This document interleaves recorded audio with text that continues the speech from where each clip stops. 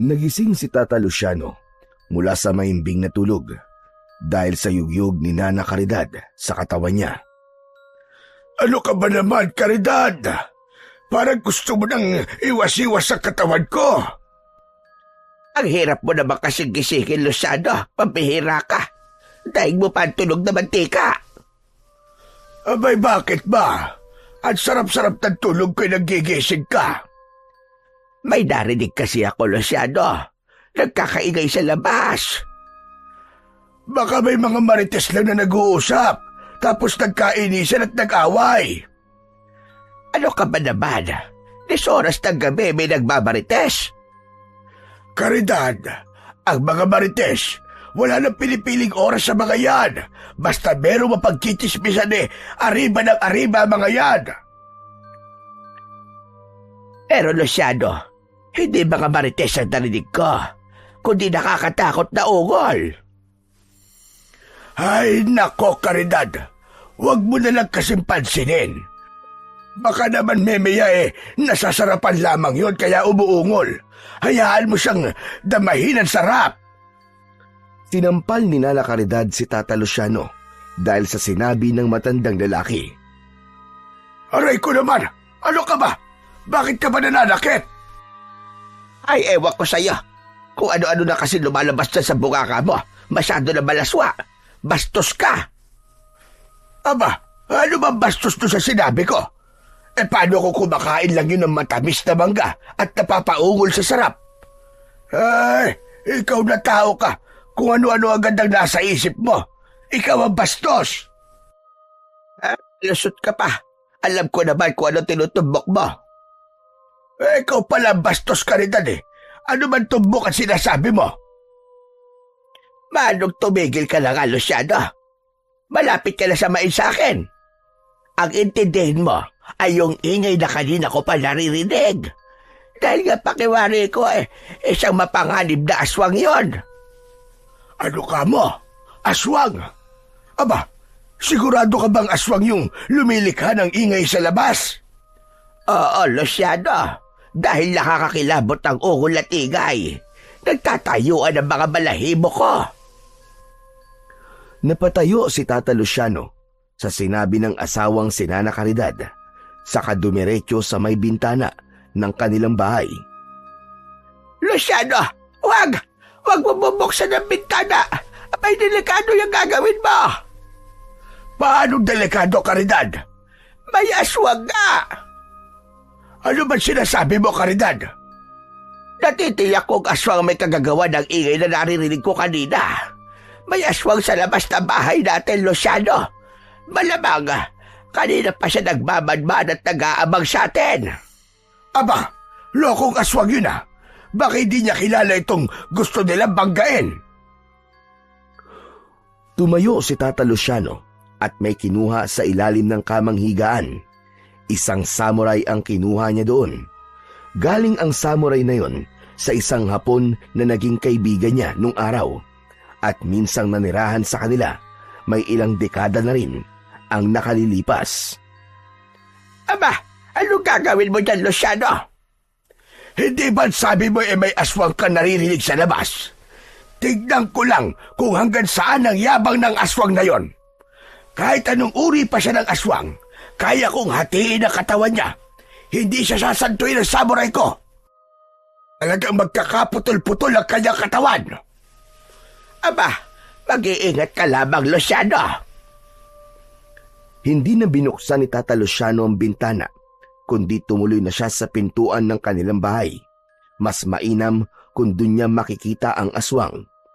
Mas maluwag sa may pintuan at mas malaya siyang makakakilos para tagpasin ang katawan ng makikitang aswang. Binuksan ni Tata Luciano ang pinto ng kanyang bahay. Subalit walang anumang nilalang siyang nakita at nabungaran sa may pintuan. Oh, nakita mo na. Wala naman pala Malamang naduwag na ang aswang na yon dahil alam niyang napaghandaan ko siya. Natakot din siguro sa dala kong samurai. Subalit ang hindi alam ni Tata Luciano ay nakakubli lamang ang aswang na sinasabi ni Nana Caridad. Nasa gawing itaas ito ng bubong ng bahay at doon nakalambitin. Kaya nang bigla itong tumalon sa harapan ng matandang lalaki, ganun na lang ang gulat ni Tata Luciano. Ngumisi pa ng pagkalaki-laki sa harap ni Tata Luciano ang nakakatakot na aswang. Tumutulo pa ang laway nito. Agad namang iwinasiwas at panay ang haribas ng matandang lalaki sa aswang na nasa kanyang harapan. Subalit tila pinaglalaroan lang ng aswang si Tata Luciano. Wari ba ay nakikipagpatintero lang ang naturang halimaw sa hawak na samuray ng matandang lalaki. Hindi magawang tamaan ni Tata Luciano ang aswang na ang bawat galaw ay napakabilis. Nakita ng aswang na tila napapagod na ang matandang si Tata Luciano. Hinihingal na, kaya minsan pa'y umatungal ang aswang. Ibinuka ang malaking bibig na may matatalas na ngipin. Akmang sasagpangin ng aswang si Tata Luciano na nanghihina nang biglang dumating si Nana Caridad. Hayop ka! Layuan mo ang asawa ko! Umalis ka rito, aswang! Lumayas ka rito! Malakas ang sigaw ni Nana Caridad, kasabay ang pagsaboy niya ng asin na nasa kanyang mga palad sa halimaw na nasa kanyang harapan. Dumikit ang mga butil ng asin sa katawan ng aswang. Ang bawat butil nito ay nagmistulang asido. Umuusok na nag-iiwan ng malalang sugat sa katawan ng aswang, ang asin na isinaboy ng matandang babae. Pumapalaw at gumugulong-gulong sa lupa ang aswang sa sakit na kanyang nararamdaman. Subalit hindi pa rin ito nagpatalo. Pilit itong bumangon at sapilitang initake si Tata Luciano. Nakipagpambuno ang aswang sa matandang lalaki. Nabitiwan ni Tata Luciano ang samuray dahil sa biglang pag-atake ng kampon ng kadiliman. Nasugatan ng aswang ang matandang lalaki. Labis naman ang pag-aalala ni Nana Caridad. Nakitang-kita ang nangyayaring sagupaan ng aswang at ng kanyang pinakamamahal na asawa. Kaya muli pa ay isinaboy ni Nana Caridad ang natitirang asin na hawak niya.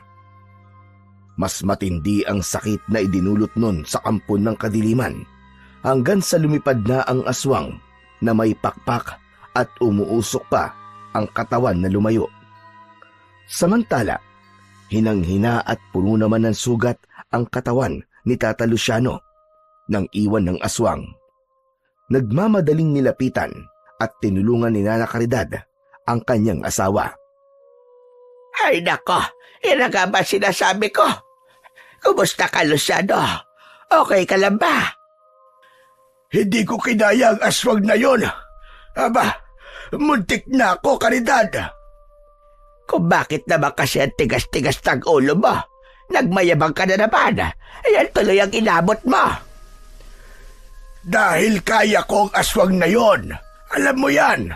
Pero kanina ay nakaramdam ako bigla ng paghihina. Kaya di ko nagawang patayin ang halimaw na yon. Ano ka ba naman, Luciano? Normal lang na mangyari sa'yo yon. Dahil hindi ka na gaya ng dati. Baka nakakalimutan mo na wala na sa'yo ang anting-anting na pangontra sa aswang. Natigilan si Tata Luciano. Nun lang niya naalala na tama ang sinabi ng kanyang asawa. Wala na siyang taglay na anting-anting o anumang pangontra sa mga aswang dahil isinuko niya na yon. Matanda na siya para ituloy pa ang pakikipaglaban sa mga aswang. 5 dekada rin siyang naging antingero. Marami na siyang napatay na mga aswang. Maraming tao na rin ang kanyang natulungan. Ang gusto naman niya ngayon ay magkaroon ng panahon kasama ang kanyang asawang si Caridad. Kaya ganap na niyang iniwan ang pagiging isang antingero. Wala siyang pinasahan ng taglay niyang medalyon, kundi ibinaon niya yon sa lupa. Wala na rin siyang planong hukayin yon. Sakaling huhukayin niya ay merong mabigat na dahilan. Paano yan, Luciano? Ayaw mo nang gamitin ang anting-anting, Pero hindi naman tayo tinitigilan ng mga aswang. Isa sa dahilan ng patuloy nilang pag-atake ay dahil interesado ang ibang aswang na makuha ang medalyon sa akin. Pangontra man yun sa kanila, pero may magagawa sila para ang pangontrang anting-anting ay magamit nila upang lalo silang lumakas. Kaya interesado silang makuha yon. Paano kung mapahamak tayo, Luciano? Lalo na, wala tayong anumang pangontrang hawak. Ang gagawin lang natin ay ang ibang pamamaraan, katulad ng pagsasaboy ng asin at paggamit ng bawang. Sana nga, tantanan na tayo ng mga kampo ng kadiliman na yan para makapabuhay na tayo ng matiwasay. Nakakapagod na rin ang pakikipaglaban sa mga kampo ng kadiliman. Ang hiling ko lang naman ay may dumating na nilang para maging tagapagligtas ng ating baryo laban sa mga kampo ng kadiliman. Sana nga, Luciano, ay pakinggan ng may kapal ang hiling mo na yan para rin sa katahimikan natin. Dahil may sugat si Tata Luciano na kagagawan ng umataking aswang, kaya ginamot na lamang yun ng kanyang asawa. Hindi nila alam kung hanggang kailan sila maghihintay para maging ganap ang katahimikan sa kanilang baryo. Subalit umaasa sila sa himala na darating. Samantala, ang aswang na umatake sa mag-asawang Tata Luciano at Nana Caridad ay nagwawala sa galit dahil sa naging kabiguan. Buwisit! Buwisit! Mainit ang iyong ulo, Pablito. Bakit? Ano nangyari sa lakad mo kagabi? Amo, yun nga ang dahilan kung bakit ako naiinis eh. May masamang nangyari sa pag-aasik mo ng lagim bilang aswang. Hayop na matandang yon. Sinong matanda sinasabi mo, Pablito? Sino pa nga ba? Di ang dating antingero. Huwag mo sabihing naisahan ka niya. Buwisit talaga. Nakakagalit. Dapat kasi, hindi ka basta sugod na sugod. Ginagamitan din ng utak ang bawat gagawin. Hindi laging yabang at tapang. Kapag puro yabang at tapang, posibleng mabigo ka lamang at baka ikaw pa ang siyang mapahamak. Amo naman eh. Para mo na rin sinabi na hindi ko ginagamit ang utak ko sa ginagawa kong pagsalakay. Ikaw ang may sabi niyang, Pablito, at hindi ako. Pabihira naman kayo, amo. Kahit papano naman, may utak din naman ako. Pero hindi mo nga ginagamit, Pablito. O baka masyado nang maliit ang utak mo, Pablito, para makita mo pang meron kang utak. At dahil na rin dyan sa kahiligan mo. Aba, ano kahiligan, amo? May nalalaman ka tungkol sa akin? Oo naman. Ako pa ba? Alam na alam ko ang takbo ng utak mo, Pablito. Puro kalaswaan na nasa utak mo, kaya nasisira mga diskarte mo sa buhay. Amo naman sa atin na lang yun. Huwag mo na sana sabihin pa sa iba. Nakakahiya eh. Kaya nga, mag-focus ka sa misyon mo, hindi yung magiging konsumisyon ka pa. Si Medrano ang pinuno ng mga aswang na nagkukuta sa baryo. Alalay niya si Pablito. Meron silang mahalagang pakay kina Tata Luciano. Kasama rin sa kanilang misyon ang palakasin ang kanilang grupo upang ganap na pagharian ng baryo at gawing balwarte ng mga aswang. Minsan, naglalakad si Tata Luciano. Galing siya sa pagbisita sa kanyang taniman. Maghapon siyang naglinis doon. Inalis ang mga damong panira upang magkaroon ng maraming bunga ang mga pananim na gulay. Pagtatanim at pagtitinda ng gulay na ibinabagsak sa malapit na palengke ang pinagkakakitaan ni Tata Luciano at Nana Caridad. Papalubog na ang araw ng mga sandaling yon. Napagod sa maghapong trabaho sa bukid si Tata Luciano. Tuloy-tuloy ang kanyang paglalakad upang umuwi na. Bigla siyang napahinto dahil nararamdaman niyang kanina pa merong nakasunod sa kanya. Hindi niya mawari kung anong uri ng nilalang yun. Saglit na huminto ang matandang lalaki.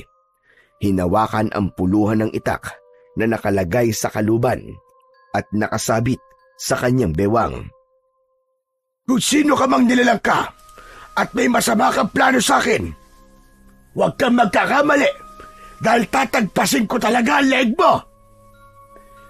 Inihanda ng matandang lalaki ang sarili niya.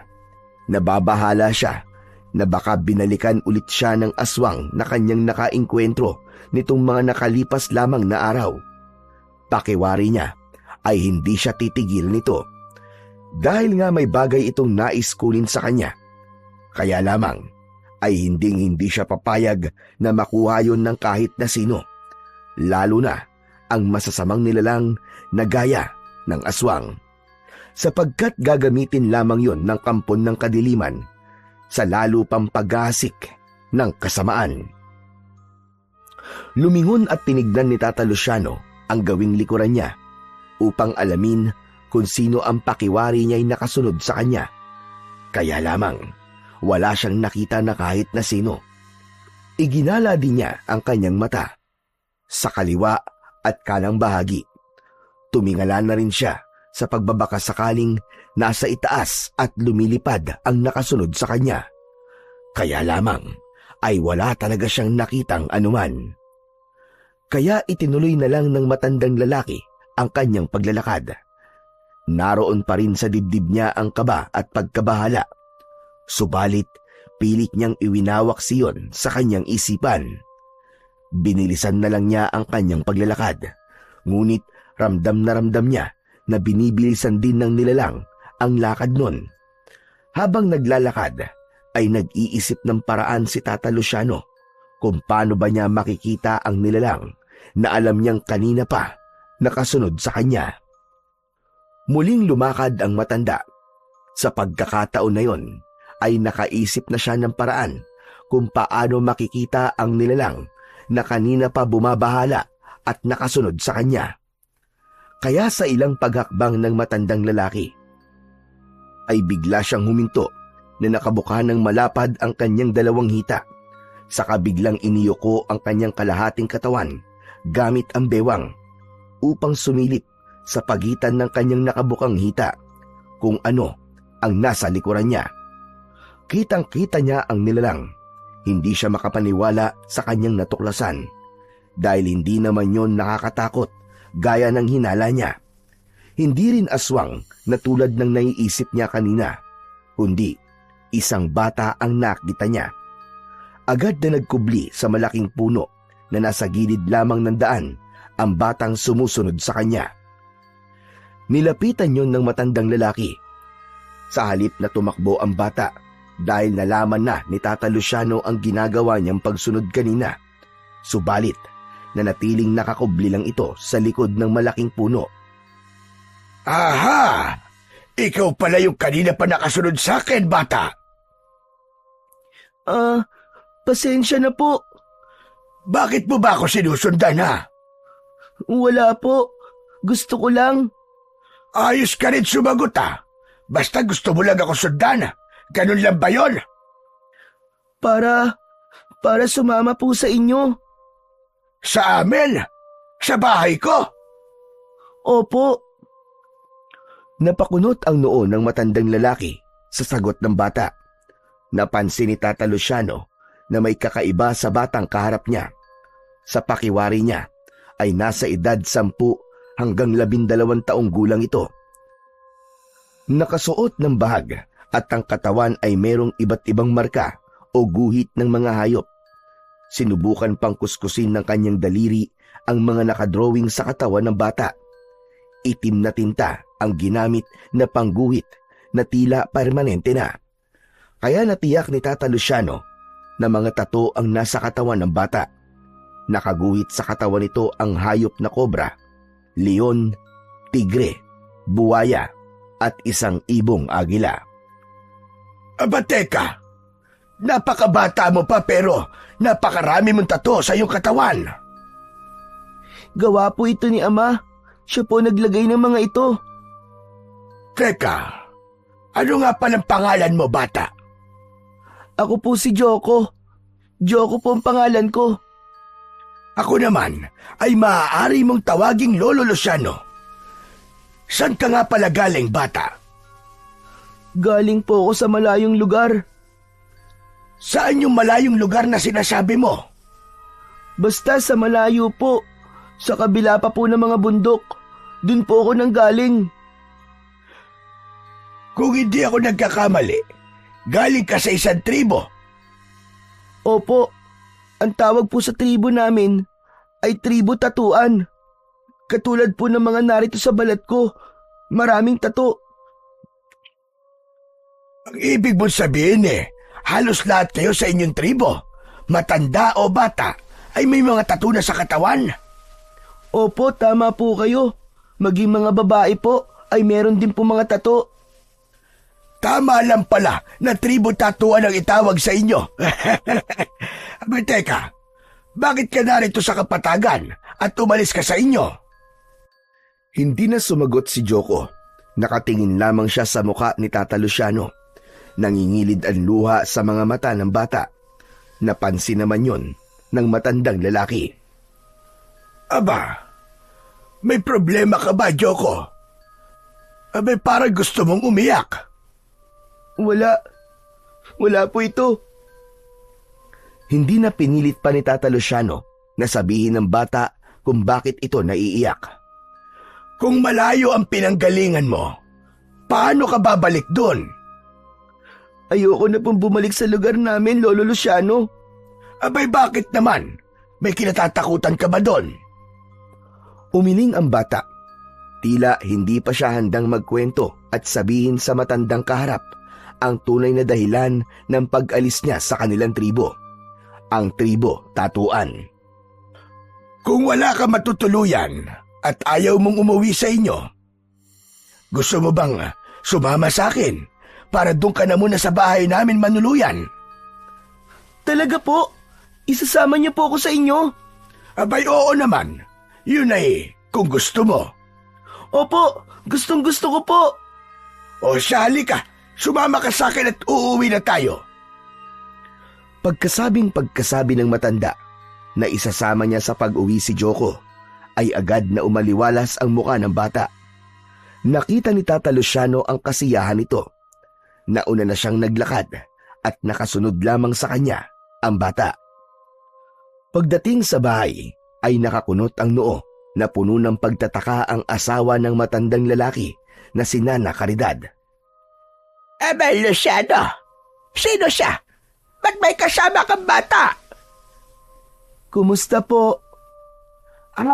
Siya si Joko at dito na muna siya titira sa atin. Ano sabi ba? Ikaw nga, Luciano, wag mo akong pinibiro. Totoo yun, Caridad. Dito na muna sa atin manunuluyan si Joko. Lola Caridad, ayaw niyo po bang tumira ako dito? Abay nako, tinawag na niya akong Lola. Iho, hindi naman siya ganon. Ang totoo nga, ay masayang-masaya ko na may makakasama kaming bata na gaya mo dito sa bahay namin. Magkakaroon kami ng apo. Caridad, hayaan mo na lang muna dito ang bata. Luciano, hindi naman siya ayaw ko, Baka kasi, hinahanap na siya ng mga magulang niya ngayon. Tapos mamaya madamay pa tayo sa problema. At isipin ng mga magulang niya na kinuha natin ang kanilang anak. Huwag po kayo mag-alala, Lola Caridad. Hindi po mangyayari yun. Ang ibig mo sabihin hindi ka hahanapin ng mga magulang mo. Muli ay natahimik ang bata. Subalit sa pagkakataong yun, ay handa niya nang sabihin ang dahilan. Kanina tinanong kita kung bakit ayaw mong bumalik sa inyo. Dahil ba sa mga magulang mo? Ang totoo po niyan wala na po sila. Wala na po akong mga magulang. Patay na po sila pareho. Ay, pasensya ka na, iho. Kaya pala, hindi mo agad masabi sa akin. Hindi pa po natatagalan mula po nang mamatay sina ina at ama. Pati po mga lolo at mga kapatid ko. Ano bang nangyari? Sinalakay po ng kalabang tribo, ang tribo Tatuan. Kasamang namatay ang mga magulang ko. Tribo po na may laing aswang ang mga umatake sa amin. Marami po sila. At napakarami po nilang pinatay sa amin. At isa ko sa nakatakas at nakaligtas. Diyos ko ba, baging langit? Napakasama talaga ng mga aswang na yan. Mga walang awa, mga demonyo. Tama po kayo, Lola Caridad. Sila na po naghari sa aming tribo. Ang mga hindi umalis at di napatay na mga aswang ay sumapi na po sa kanila. Pumayag na rin silang maging aswang. Pero ako po, ayoko. Ayoko po maging aswang. Kaya tumakas po ako kahit hindi ko alam kung saan po ako pupunta. Sige na, huwag ka na mag-alala, Joko. Dito sa lugar namin, walang masamang mangyayari sa'yo. Ligtas ka rito. Salamat po, Lolo Luciano. Dahil sa sabi mo nga ay wala ka ng pamilya, di kami na magiging pamilya mo ngayon. Kami ang magiging bago mong lolo at lola. Okay lang ba sa iyo, iho? Opo, masaya po ako na may bago po akong lolo at lola. Nako, ang dami na nating napag-usapan. Hindi ko pa pala kayo na ipaghahanda ng makakain. Akala ko nga, hindi mo na kami papakainin eh. Abay, pasensya ka na, Luciano. Sandali lang at maghahanda ko ng pagkain. Mukhang gutom na rin ito si Joko. Ipinaghanda ng matandang babae ang kanyang asawa at ang batang si Joko. Kanin, ginataang gulay na papaya at tapang karne ang inihain ni Nana Caridad. Maraming nakain ang bata dahil sadyang gutom ito. Maigit isang araw na siyang hindi kumakain mula nang umalis sa kanilang tribo para iligtas ang kanyang sarili. Sa unang gabi ni Joko sa bahay ng mag-asawa ay hindi siya makatulog. Marami ang gumugulo sa isipan ng bata. Ang bagay na yon ay hindi naging lingid sa dalawang matanda. Hindi madali ang pinagdaraanan ni Joko. Tama ka, Luciano. Lalo na't nawalan siya ng mga mahal sa buhay. Sana lang, sa pagtira niya dito sa atin, ay maging maayos siya at makapagsimula ng panibagong buhay. Kaya kailangan natin siya tulungan, Luciano. Walang apo ang mag-asawa. Hindi rin sila nabiyayaan na magkaroon ng anak. Kaya naisip nila na marahil ay pinag-adya ng tadhana na si Tata Luciano ang makakita kay Joko upang may makasama sila. Hindi hinigpitan ng mag-asawa si Joko. Hinayaan nilang lumabas ng bahay ang bata at gumala-gala ito dahil ang nais nila ay maging masaya ang bata at magkaroon ng mga bagong kaibigan para makalimutan ang masaklap na pangyayari sa buhay niya. Bata! Bata! Psst! Bata! Ako ba ang tinatawag mo? Oo, tol. Ikaw nga ang tinatawag ko. Days mo ba ako naririnig? Narinig kita. Nakita kasi kita kanina eh. Galing ka sa highball ni na Lolo Luciano at Lola Caridad. Doon ka ba nakatira? Oo, bago lang ako sa kanila. Apo ka ba nila? Parang ganun na nga. Bakit parang ganon? Ang labo naman ang sagot mo, tol. Kasi hindi nila ako totoong apo.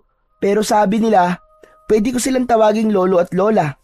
Dahil sa kanila ako nakatira. Kaya parang apo na rin nila ako. Uy, ayos pala kung ganon. Bakit ayos? Kasi nga, magkakaroon na ako ng bagong kaibigan, tol. Oks lang ba sa'yo na maging pards na tayo ngayon? Maging utol kita. Ha?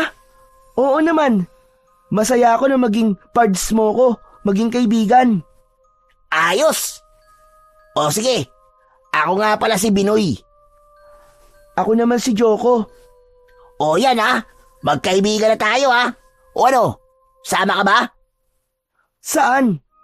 Wala, ikot-ikot lang tayo, maglalaro. Wala kasi akong makalaro dito Yung iba kasi maarte. Ayoko kasi ng mga maarte kalaro Ikaw ba? Siyempre hindi. Ayos, tara na, maglaro tayo. Kung gusto mo, maligo pa tayo sa ilog Pwede rin, tara. Ay, siya nga pala. Galing ka ba sa preso? Ha? Ano yun? Pambira ka naman Yung sa kulungan, kung dati ka bang nakulong. Hindi. Saka, wala naman akong kaaway o masamang ginawa kaya hindi pa ako nakukulong. Kasi naman, ang dami-dami mong tattoo Dinaig mo pa ako. Kaya nga, ang astig mo tignan dahil dyan sa mga tattoo mo. Parang gusto ko rin magkaroon ng ganyang mga tattoo Binoy, hindi mo ako dapat kinaiinggitan. Kasi nga, yung ganitong tattoo ay pamilyar lamang sa tribo namin. Kaya, may mga ganito kami sa katawan namin. Wow! Ang astig naman ng tribo nyo. Sana makarating din ako doon. Hindi na. Wala na ang tribo namin Naubos na. Hala, bakit? Mahabang kwento, Binoy. Sa ako na lamang sasabihin sa'yo. Sige, bahala ka na nga. Tara na, maligo na muna tayo sa ilog. Kasi init na ako Ganun lang kadali. Nagkaroon ng bagong kaibigan si Joko sa katauhan ng makulit at astig na batang si Binoy. Naging palagay naman ang loob ng batang mula sa tribo ng tatuan. Kayang-kaya niyang pakibagayan ang katulad ni Binoy. Aba, magaling naman. Nagkakilala na pala kayo ni Binoy. Opo, Lolo Luciano. Naligo na nga po kami sa ilog Ang sarap-sarap po maligo. Mag-iingat ka ron, Joko, Marami na bata ang nalunod doon. Hindi po ako malulunod, Lola Caridad. Marunong po akong lumangoy. Kung ganun pala, ay dapat mong turuang lumangoy ang Lola Caridad mo. Paano? Ang tanging alam lang niyang langoy ay langoy aso. Tapos, muntik pang malunod. Kung makayabang naman ito matandang ito, ikaw ba? Mahusay ka ba lumangoy? Hindi, pero marunong ako. Lola Caridad, gusto niyo po bang turuan ko po kayo? Nako, hindi na Baka magkabali-bali lamang ang mga buto ko. Okay na ako kahit di ako marunong lumangoy. Paano ka makakapaligo sa ilog kung di ka makakalangoy? Luciano, hindi ko kailangan lumangoy kapag maliligo sa ilog. Aba, siya nga naman. Kasi nagdadala ng tabo ang Lola Caridad mo kapag gusto niya maligo sa ilog. Mas gusto niya magbuhos na lang kaysa lumangoy. Natawa na lamang si Joko sa ganong biruan at kulitan ng mag-asawang kumupkup sa kanya. At unti-unti nang napapawi sa alaala niya ang masakit na pangyayari sa kanyang buhay. Samantala, sa kabilang dako, isang hindi magandang pangyayari ang nakarating kay Medrano. Mula yon sa isang lumilipad na aswang na nagatid sa kanya ng balita. Hindi maaaring mangyari yun. Hindi maaari yun. May masamang nangyari ba, Amo? Mga wala silang kwenta. Mga inutil. Alin po ba yun, Amo? Hinayaan nilang mangyari yun. Mga hangal sila. Mga walang silbi. Amo, ano po ba yun? Kanina pa po kayo nagagalit Samantalang hindi mo naman sinasabi sa akin ang ikinakagalit nyo. Bakit, Pablito? Kapag sinabi ko ba sa iyo ang kinakagalit ko, mawawala ang inis ko? Depende sa iyo yun, Amo. Kaya nga wag mo na lamang akong kulitin para alamin pa yon. Kung wala ka rin namang maitutulong, buwisit ka. Tumahimik na lamang si Pablito. Ayaw niyang dagdagan pa ang inis ng kanyang amo. Kaya mainam na itikob na lamang niya ang kanyang bibig kaysa masaktan pa siya ng kanyang among si Medrano. Naging malaking tulong din sa matandang mag-asawa ang pagkupkup nila kay Joko. Dahil may nakakatuwang si Tata Luciano sa trabaho niya sa bukid. Ang galing! Ang lalaki na po ng bunga ng mga tanim niyong gulay, Lolo Luciano. Tama ka. At sa susunod na linggo ay pipitasin na natin yung mga yan upang may pagbili. Sige po, tapos sasama po ako sa inyo sa pagbibenta po ng mga gulay. Marunong kang magbenta? Opo, kayang-kaya ko po yun. Nasa ganung pag-uusap ang dalawa nang may maramdamang kakaiba si Joko. Kasunod nun ay may naamoy siyang pamilyar sa kanya. Suminghot-singhot sa hangin ang bata. Hala, bakit ganun? Narito na rin sila. Bakit, Joko? Ano bang nararamdaman mo? At anong naaamoy mo? Nandito na po sila, Lolo Luciano. Ano ba yon? Saka bakit panay ang singot mo sa hangin? Naaamoy ko po sila. Ang aswang. Ano ka mo? Aswang! Opo, Lolo Luciano, naaamoy ko po sila. May aswang po na malapit lang po dito sa kinaroroonan natin. Aba, pero araw na araw Maliwanag pampaligid. May mga aswang po na kayang gumala kahit araw. Hindi po nila kinakatakutan ng liwanag. Ibig mo bang sabihin, ang naaamoy mo ay katulad ng aswang na umatake sa inyong tribo? Opo, tama po kayo, Lolo Luciano. Nakarating na rin po sila rito. Ang totoo, Apo, ay may aswang na rin gumagala dito sa baryo bago ka ba dumating sa amin. Minsan na siya nagpakita sa akin. Kung ganun, posibleng yung aswang na naroon sa lugar mo ay kauri ng aswang na gumagala ngayon dito sa baryo, tama ba? Tama po kayo, Lolo Luciano. Maaring magkauri nga po sila dahil magkapareho po sila ng amoy. Pwede rin pong sila mismo mga aswang na narito ngayon sa baryo. Ako ang sadya ng aswang na naaamoy mo, Joko. Dahil meron siyang nais kunin sa akin. May ibig kunin po sa inyo? Tama ka, Apo. Yun ang binabalik-balikan niya. Pero pwede rin po ako ang pakay ng aswang na yun. Bakit naman? Nais din po nila akong kunin. Aba, bakit kanya kukunin? Para patayin po, Lolo Luciano, katulad ng ginawa nila sa pamilya ko. Ano ka mo? Umalis na po muna tayo dito, Lolo. Umuwi na po muna tayo. O sige, Joko. Tayo na munang umuwi. Sa bahay na lang natin ipagpatuloy ang ating pag-uusap. Dahil baka nga nasa paligid lang natin ang aswang na sinasabi mo. Umuwi na muna ang dalawa upang iwasan ang nararamdaman nilang panganib na hatid ng aswang na sinasabi ng batang si Joko. Dahil ayaw ng bata na may itago pa siya sa mga taong buong pusong nagtitiwala sa kanya. Kaya hindi niya kailangan maglihim pa sa mga ito. Totoo ba sinabi mo, Joko? Opo, Lolo Luciano. Kung ganon, hindi sila titigil para hanapin ka ng mga yon. Opo, Lola Caridad. Alam kong kahit saan po ako pumunta, ay pilit nilang aalamin kung nasan po ko. Pero bakit naman nila gagawin yun sa'yo? Oo nga naman, Joko. Anong dahilan? At gano'n na lamang ang hangad nilang makita ka. At sabi mo nga para patayin ka. Hindi ko rin po alam, Lola Caridad. Basta narinig ko lang po yun bago atakihin ng mga aswang ang tribo namin. May mahigpit na dahilan yun at posibleng ikinakatakot nila. Kahit na ano pa yon, Luciano, isang bagay lang ang malinaw sa atin ngayon. Laging nasa panganib ang buhay ni Joko. Tama ka, Caridad. At ngayong nasa poder natin ang bata, ay obligasyon nating protektahan siya. Talaga po, Lolo Luciano? Abay, syempre naman, Joko. Di ba sabi namin sa'yo, apo ka na namin, kaya hindi kami papayag na may masamang mangyayari sa'yo. Saglit na natahimik ang bata.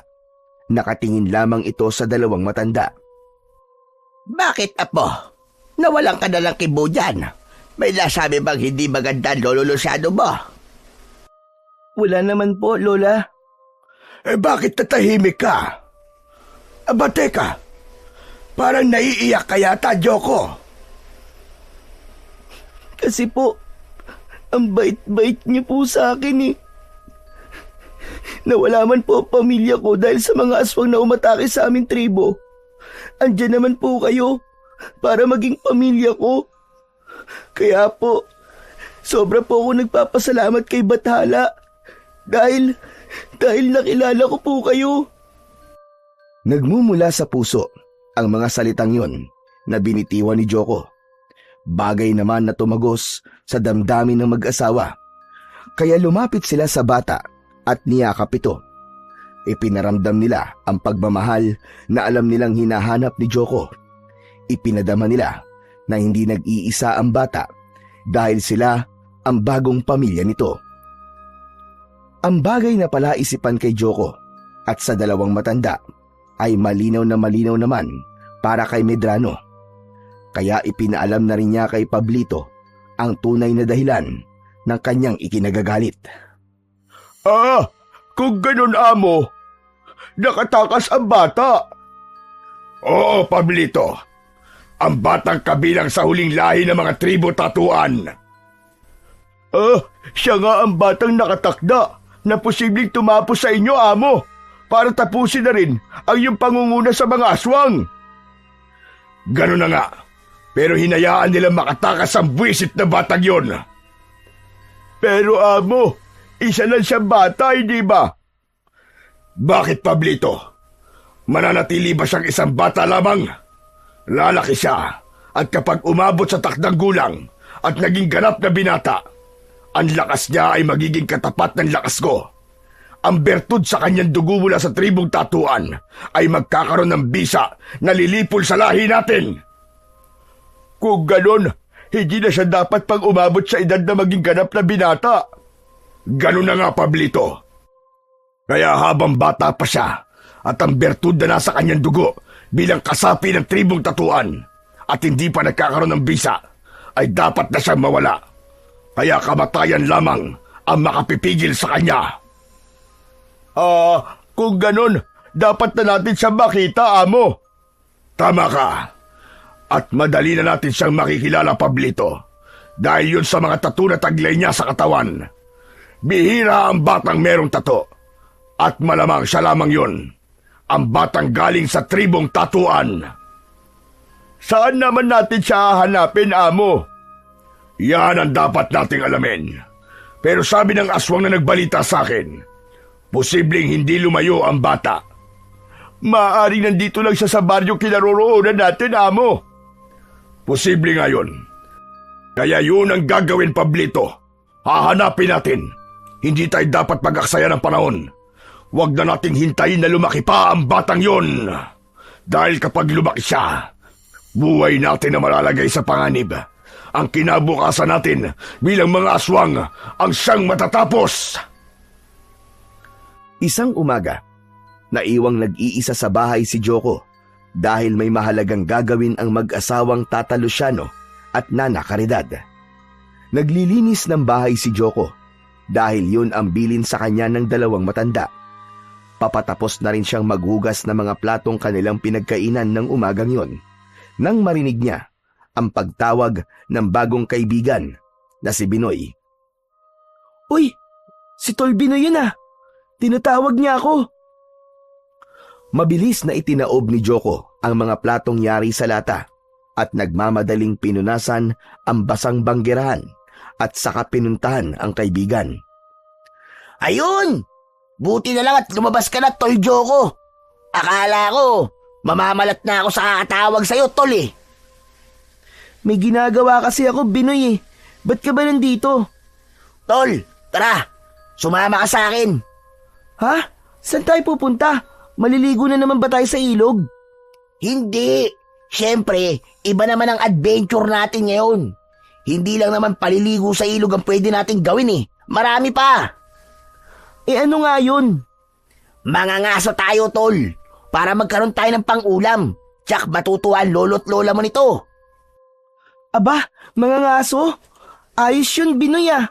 Yan din ang ginagawa ko dati sa bundok, dun sa aming tribo. Nangangaso ng mga ligaw na hayop. Yun naman pala eh. Tama-tama. Marunong ka naman pala nun eh. Tsak, makakahuli tayo ng baboy ramo. Ang gawin natin, piliin natin yung medyo maliliit para hindi mahirap pulihin. Kaya lang, tol, wala akong pana eh. Hindi ko nadala nang umalis ako sa amin. Nakalimutan ko kasing dalin eh. Akong bahala. Meron ako sa bahay namin. Bigay sa akin ng tiyo ko. Yun ang gagamitin natin. Aba, ayos. O sige, tara na. Para makahuli na tayo at magkaroon ng masarap na pang-ulam bukas. Sumama na si Joko sa kaibigan niyang si Binoy. Sabik na rin kasi siyang gawin ang pangangaso dahil dati niya nang ginagawa yun.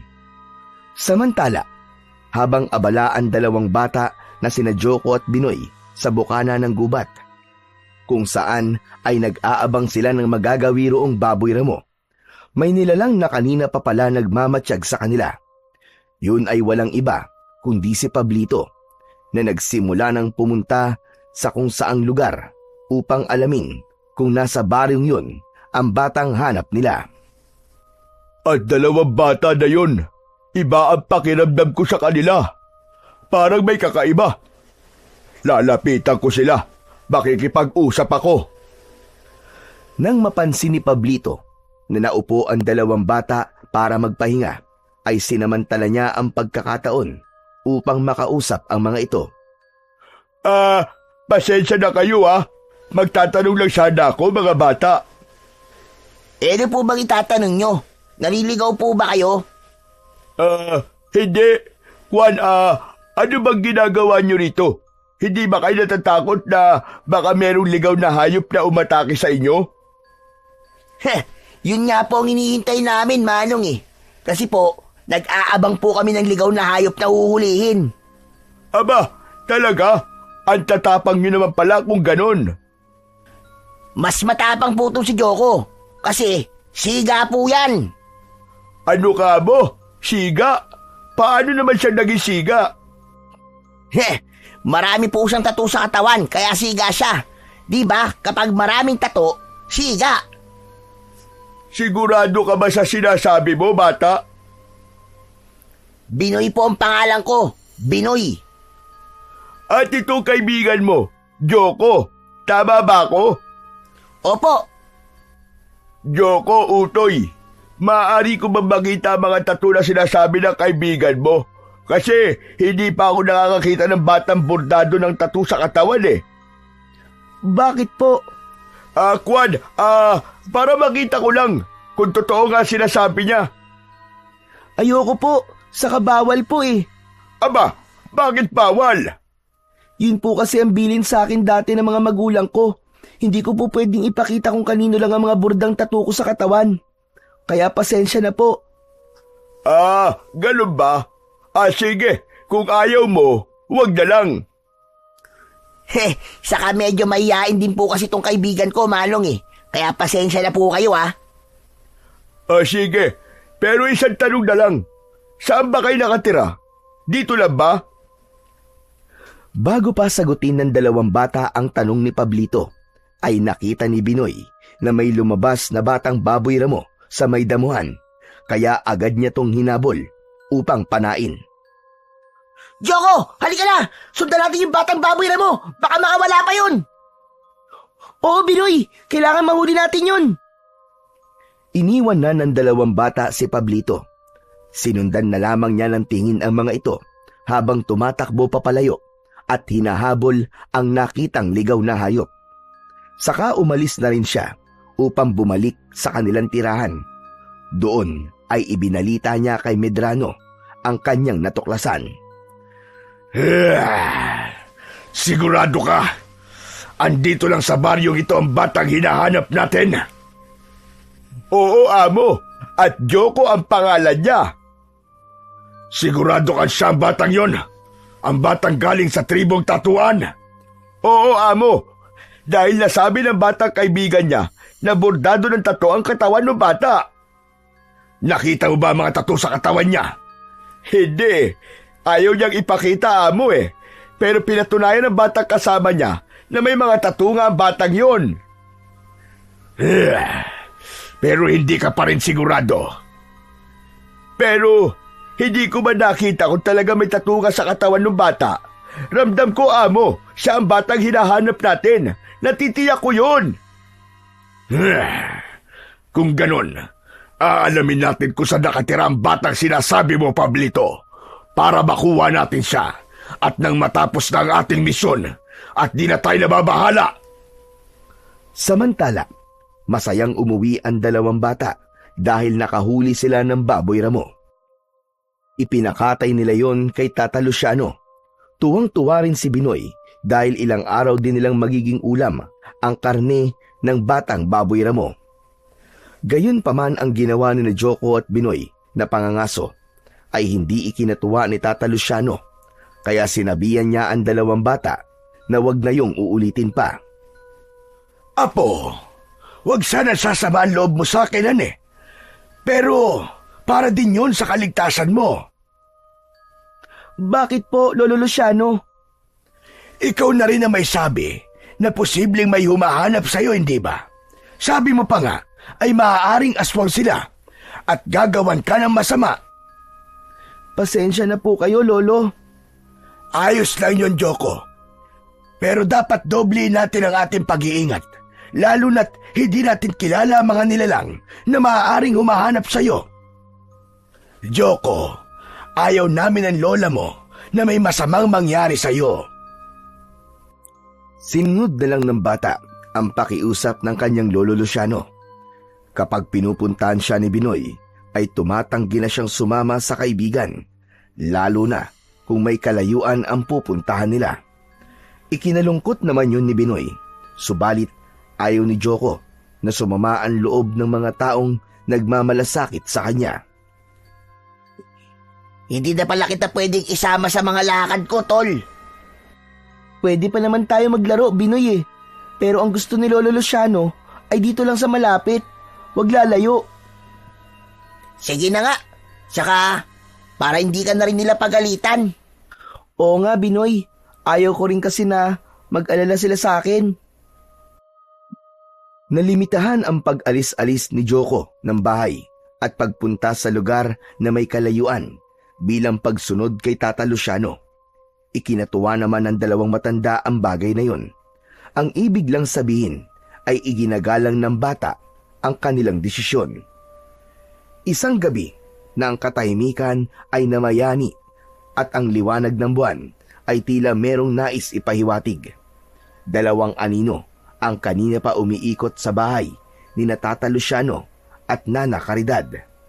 Sila ay walang iba kundi ang mag-among Medrano at Pablito. Naging madali lamang sa kanila na tuntunin ang kinaroroonan ni Joko. Malakas ang pakiramdam ko, Pablito. Ang bahay na yan, diyan nakatira ang ating pakay. Yun din ang pakiramdam ko, amo. Kailangan natin makuha ang batang sinasabi mo. Pero amo, sarado-sarado ang bahay. Kaya nga gagawa tayo ng paraan upang mapalabas sila. Kapag lumabas ng bahay ang mga nakatira dyan, malaya na nating makukuha ang bata. Kaya gumilid na lamang ang mag-amo at saka nagbago ang kanilang mga anyo. Naging aswang korkor ang mga ito, uri ng aswang na maaaring maging kawangis ng hayop na leon o kaya naman ay kagaya ng isang baboy ramo. Subalit ang ingay na likha ay katunog ng kanilang pangalan, kaya sila tinawag na aswang korkor. Sa loob ng bahay ay mahimbing na natutulog ang mga taong doon ay nakatira. Maya-maya pa ay gumalaw sa pagkakahiga si Nana Caridad. Nakaramdam siya ng panunubig at kailangan niyang magtungo sa palikuran. Bumangon siya sa pagkakahiga. Hindi pa siya nakakalabas ng pintuan upang magtungo sa palikuran na nakahiwalay sa kanilang bahay nang makarinig siya ng ingay. Aba, anong ingay yon? May mabibigat ding yabag at may tunog na parang sinasabing, "Korkor!" Pinakinggang mabuti ng matandang babae ang naririnig na tunog.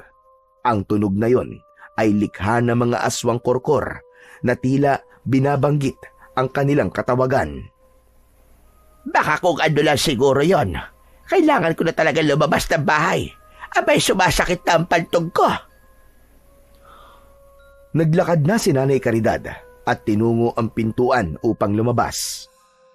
Pagbukas niya ng pinto, ay agad na bumungad sa kanya ang aswang na korkor. Napasigaw siya ng malakas. Narinig yun ng asawang si Tata Luciano na biglang napabangon. Nakita niyang wala sa kanyang tabi ang asawa, kaya agad nitong tinungo ang pintuan. Kitang-kita niya na bihag ng aswang ang kanyang asawa. Walang hiya kang halimaw ka! Anong gagawin mo sa asawa ko? Pakawalan mo siya! Umatungal lamang ang aswang. Nagmamadaling kinuha ng matandang lalaki ang kanyang samurai para harapin ang aswang. Bitiwan mo siya! Ako ang harapin mo! Gusto mong pakawalan ko ang gurang na ito? Kung biktima kailangan mo, ako na lamang at huwag ang asawa ko! Luciano! Luciano, tulungan mo ako! Kung gusto mo talagang iligtas ang asawa mo,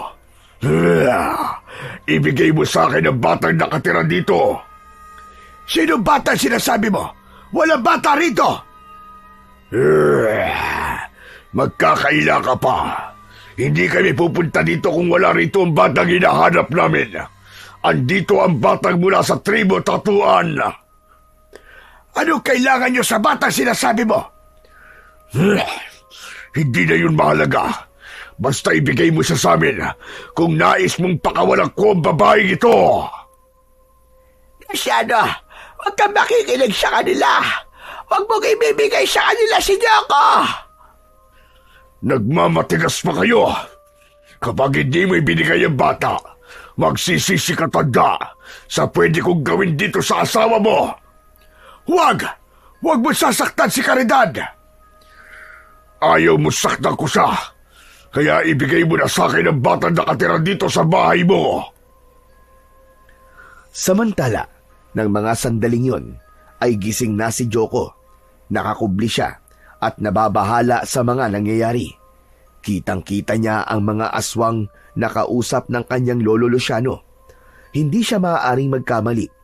Sila ang uri ng aswang na umatake sa kanila at pumatay sa kanyang mga magulang at mga katribo. Naghihintay ako.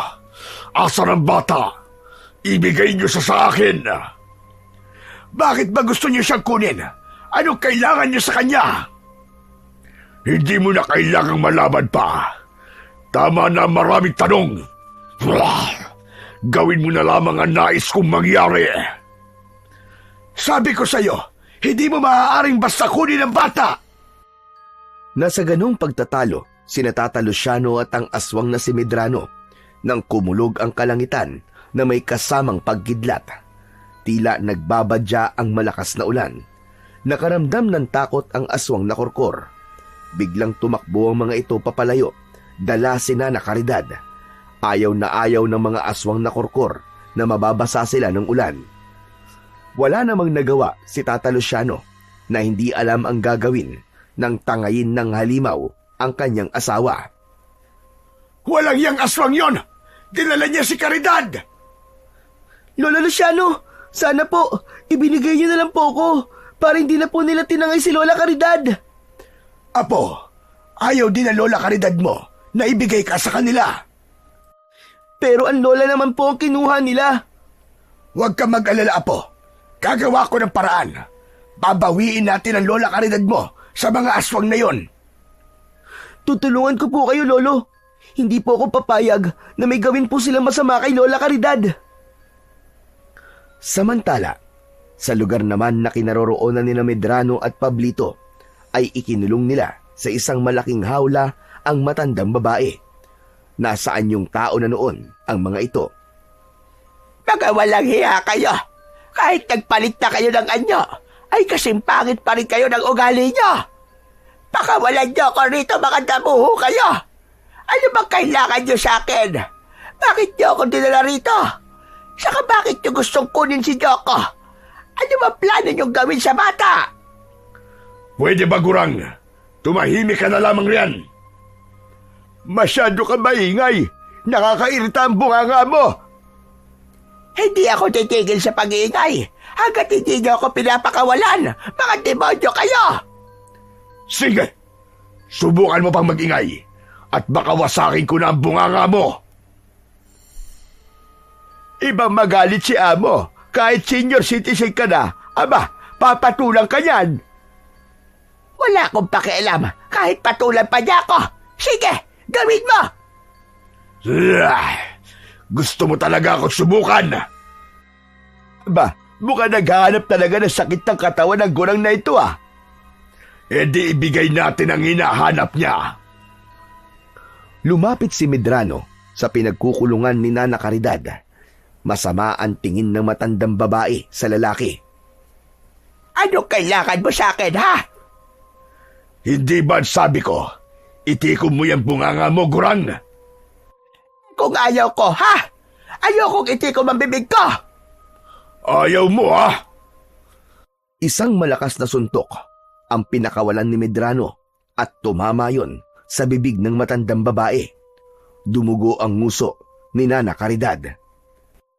Hayop ka! Napakawalang hiya mo! Hindi mo na iginalang ako bilang isang matandang babae!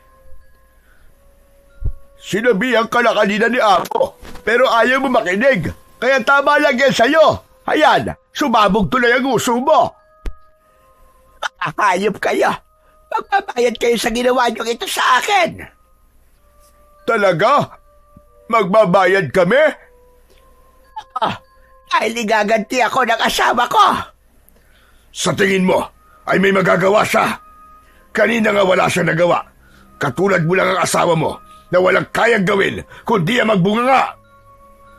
Sa bahay ni Tata Luciano ay labis ang kalungkutan nila sa mga nangyari. Lolo Luciano, ano pong gagawin natin? Kailangan po natin tulungan si Lola Caridad. Iligtas po natin siya. Oo, Joko. Ililigtas natin ang lola mo. Pero, paano po? Mapanganib po mga aswang na korkor. Merong paraan, Joko. Halika, sumama ka sa akin. Meron tayong kukunin. Malaki ang maitutulong nun sa gagawin natin pagliligtas sa Lola Caridad mo. Isinama ni Tata Luciano sa likod ng bahay si Joko. Hinanap niya ang kapirasong buhay na bato na siyang pananda. Agad naman niya itong nakita. Inalis ang batong pananda at kinuha sa bata ang hawak nitong pala. Teka, ano pong huhukain mo, Lolo Luciano? Gaya na sinabi ko sa'yo, ang bagay na makakatulong sa atin para mailigtas natin ang iyong Lola Caridad. Sinimulan ng magukay ni Tata Luciano. Saglit pa ay may tinamaang metal ang pala na gamit sa paghukay. Isang maliit na baul na yari sa metal ang hinukay ng matanda. Kinuha niya yon at binuksan. Nasa loob ng metal na baul ang isang kulay abong supot na yari sa balat ng hayop. Kinalag ang tali at lumitaw ang isang medalyon na hugis at sulok. May nakaukit na araw sa medalyon at ang gitna ng araw ay nakaukit naman ang isang nakadilat na mata. Kinuskus pa yon ni Tata Luciano. Ano po yan, Lolo? Para saan po yan? Isa itong medalyon, isang uri ng agimat o bertud na magbibigay ng lakas at kakaibang kapangyarihan na tutulong sa atin upang mailigtas natin ang iyong Lola Caridad. Talaga po, Lolo? Oo, Apo. Matutulungan din po kaya ako ng bertud na yan, Lolo? Tanging ang bertud lamang ang makapagsasabi nun, Iyo. Kaya umasa na lang tayo at magtiwala. Matagal na panahon na rin na itinatago ni Tata Luciano ang bertud na hawak niya dahil ang nais niya ay isang simpleng buhay. Wala na siyang planong hukayin at gamitin pa sana ito. Kaya lamang, ng mga sandaling yon, ay buhay ng kanyang asawa ang nasa panganib. Nalagay sila sa isang mahirap na sitwasyon at dahil yon sa pagdating ni Joko sa buhay nila, muling nangyari ang bagay na kanilang iniiwasan. Lolo Luciano, pasensya na po kayo. Aba, bakit ka humihingi ng pasensya sa akin, Apo? Kasi po, nang dahil po sa akin, nadamay po kayo sa gulo ng buhay ko. Alam ko pong ako po ang gustong kunin ng aswang, pero pati po si Lola Caridad, dinamay po nila. Huwag mong isipin yun, Apo. Kaya nga po, kahit ano po gagawin ko, Lolo, para walang masamang mangyari kay Lola Caridad. Mamaya bago dumilim, ay hahanapin natin kung saan naroon ng mga aswang na kumuha kay Caridad. Matutulungan tayo ng medalyon na ito para masumpungan natin ang kinaroroonan nila. Nakahanda po ako, Lolo. Kunin mo ito, Joko. Ano po? Ibibigay niyo po sa akin ang bertud na yan? Oo, Apo. Ikaw ang mag-iingat niyan. Bakit po ako? Ikaw ang kailangan nila. Ikaw ang puntirya nila. Kaya mas kailangan mo yan. Kunin mo at isuot mo sa iyong leeg. Sumunod si Joko sa sinabi ng kanyang lolo Luciano. Kinuha niya yon sa matanda at ikinuwintas ito. May kakaibang enerhiyang naramdaman ang bata nang isuot niya sa kanyang leeg ang bertud na ibinigay ng matandang lalaki. Napansin ni Lolo Luciano ang kakaibang reaksyon ng bata. Bakit, Joko? Ano nangyayari sa iyo? Anong nararamdaman mo? Hindi ko po maipaliwanag, Lolo. Parang may kung ano pong pumasok sa katawan ko. Ibig lang sabihin ay magandang senyalis yun. Positibong bagay para sa iyo. Nang kumagat na ang dilim, ay naghanda ang dalawa para sa kanilang gagawing misyon. Inihanda ni Tata Luciano ang ilang armas na kailangan nila. Nang ganap na makapaghanda ang mga ito, ay sinimulan na nilang bagtasin ang daan patungo sa lugar na ituturo sa kanila ng medalyon na nasa katawan ni Joko. Hindi sila makapaniwala na hindi naman pala kalayuan ang pinagdalhan ng aswang kay Nana Caridad. Malapit lang pala, Joko. Oo nga po, Lolo Luciano. May lumang bahay pala sa lugar na ito. Ngayon ko lang din ito nakita. Siguro po, nasa loob po ng lumang bahay na yan si Lola Caridad. Kailangan makapasok tayo dyan, Apo. Kayang-kaya ko pong gawin yun, Lolo Luciano. Ako na lang po ang papasok sa loob. Talaga bang kaya mo, Joko? Opo, Lolo. Ako na pong bahala. Maiwan na lang po kayo dito sa labas. Dahan-dahan nang lumapit si Joko sa lumang bahay. Naghahanap ng madadaanan nang biglang may humawak sa kanya. Ganun na lamang ang gulat ng bata nang makita kung sino ang humawak sa kanyang braso. Si Pablito yon, ang kanang kamay ni Medrano. Saan ang punta mo, bata? Bitiwan mo ako! Bitiwan mo ako! Tingnan mo nga naman. Di na kami mahihirapang balikan at hanapin ka dahil nandito ka na. Nakita ni Tata Luciano na nahuli ni Pablito ang bata, kaya nagmamadali siyang lumapit. Huwag mo siyang pakialaman! Aba, pati ikaw tanda, nandito ka na rin. Aha, alam ko na. Gusto niyo mag-reunion kayo ng babaeng gurang na nakakulong sa loob. Anong ginawa niyo sa asawa ko, mga hayop kayo? Nasaan siya? Kalma lang. Buhay na buhay pa siya. Yun nga lang, sabog ang uso. Mga hayop kayo. Sinaktan niyo ang asawa ko. Sinaktan niyo si Lola? Aba, kasalanan niya eh. Masyado kasi matabil ang bibig. Parang Armalite. Napiko ng amo ko, kaya yun. Pinatikim ng suntok sa bunganga. Mga walang hiya kayo. Hindi na kayo naawa sa asawa ko. Teka. Kay amo ka magalit dahil siya sumuntok sa bunganga ng asawa mo. Nang sandaling yon, ay naroon na rin pala si Medrano papalapit sa kanila. Kaya sumabat na sa kanilang pagtatalo. Bakit, tanda? Anong gagawin mo sa akin dahil sinapak ko ang asawa mo?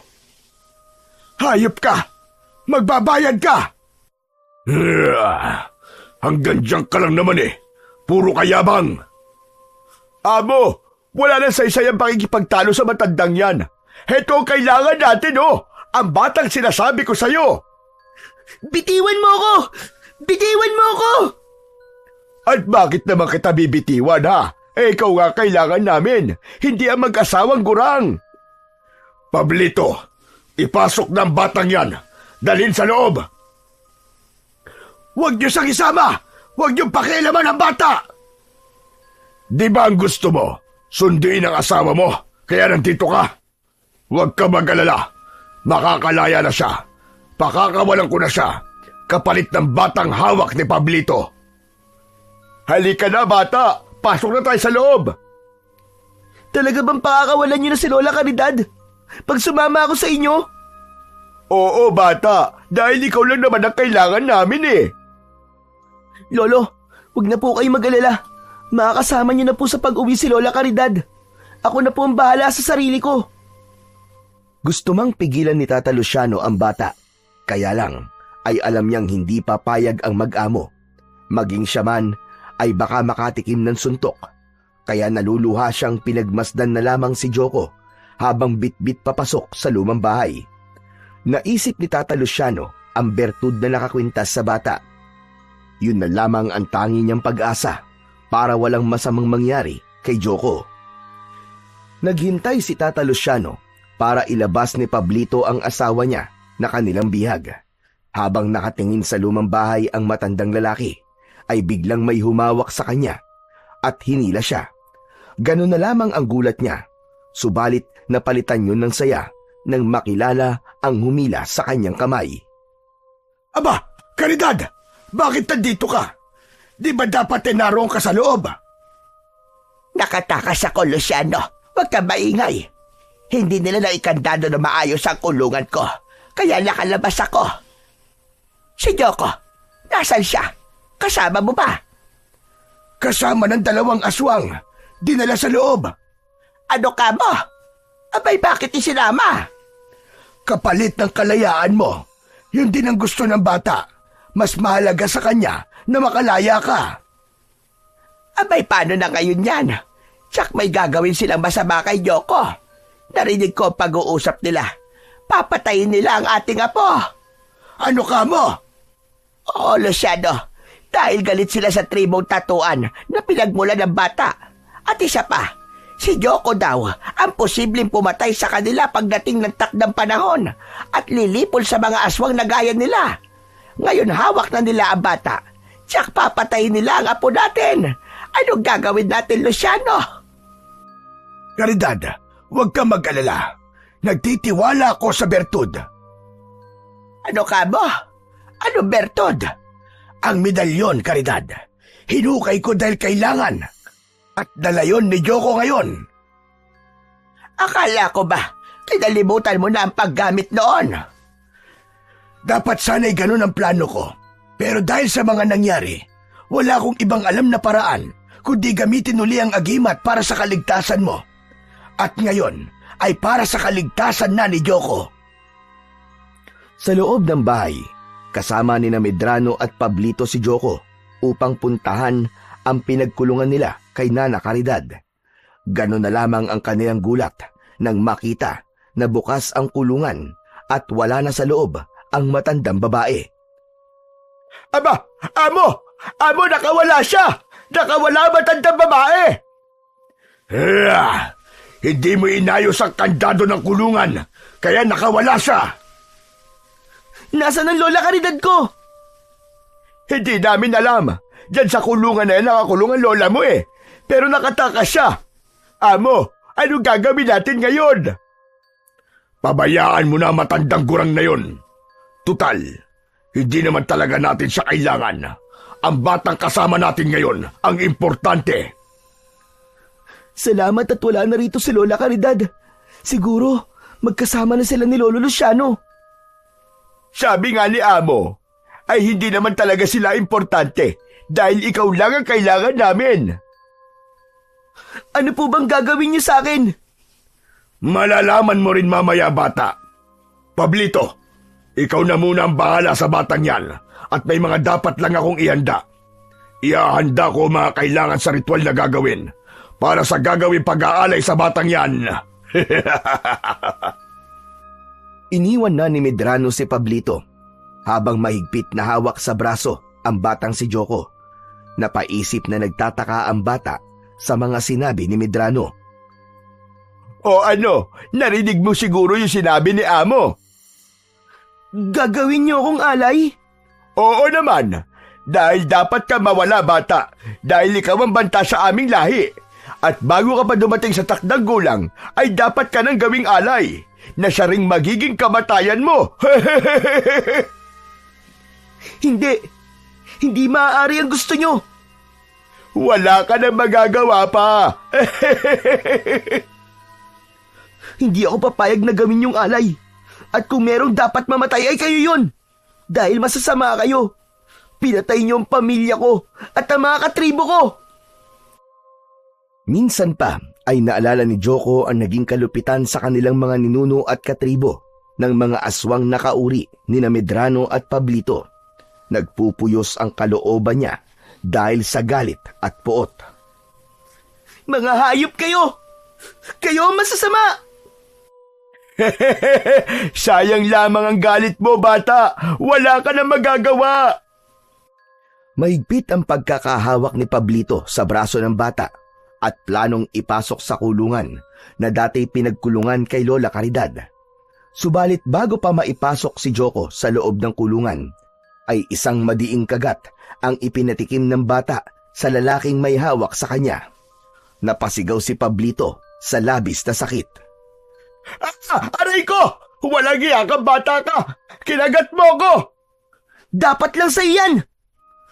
Dahil sa lakas at diin ng pagkakakagat ng bata sa braso ni Pablito, ay nabitiwan niya si Joko. Kaya sinamantalayo ng bata upang makatakbo siya papalayo. Hoy! Saan ka pupunta? Huwag kang umalis, bata! Bumalik ka rito! Lako po! Malilintikan ako nito kaya Amo! Hoy! Bumalik ka rito! Mabilis ang kilos ni Joko. Bago pa siya nagawang habulin ni Pablito, ay nakapagtago na siya. Pero alam ng lalaki na hindi pa nakakalayo ang bata. Kaya lamang ay ininda nito ang ginawang pagkagat ni Joko. Madiin ang pagkakakagat na lumika ng sugat. Aray ko! Ang sakit ng braso ko ah! Walang iya batang yon. Bumaon ang ngipin niya. Samantala, humanap naman si Joko ng ligtas na lugar na kanyang mapagtataguan, pero hindi pa siya nakakalabas ng malaki at lumang bahay. Dito muna ako magtatago. Hindi nila ako dapat makita dahil siguradong tototohanin nila yung sinabi kanina ni Mang Pablito. Gagawin nila akong alay. Ibig sabihin papatay nila ako. Hindi ako makapapayag na gawin nila sa akin yun. Sa labas naman ng lumang bahay ay hindi pa rin umaalis ang mag-asawang Tata Luciano at Nana Caridad. Hindi nila kayang umalis doon na hindi kasama ang bata. Hindi maaaring wala tayong gawin, Caridad. Anong gagawin natin, Luciano? Papasok tayo sa loob ng lumang bahay na yan. Ililigtas natin si Joko. Pero Luciano, lubhang mapanganib ang mga lalaking na nasa loob. Mga aswang sila. Paano natin sila haharapin kung naroon kay Joko o medalyo na sinasabi mo? May iba pa akong inihanda, Caridad. Ano naman yun, Luciano? Ang buntot ng pagi na matagal ko ng armas. Nabitbit ko yon. Maging ang lubid na ibinabad sa tubig asin na may kasamang bawang. Magagamit natin itong sandata laban sa mga aswang. Papasok na ba tayo sa loob ng bakuran ng lumang bahay? Oo, Caridad. Mahalaga ang bawat sandali. Baka kung ano na ang gawin nila kay Joko. Kaya naghanda na ang mag-asawa upang pumasok sa loob ng bakuran, maging sa mismong sa loob ng bahay, dahil doon dinala ng dalawang aswang si Joko.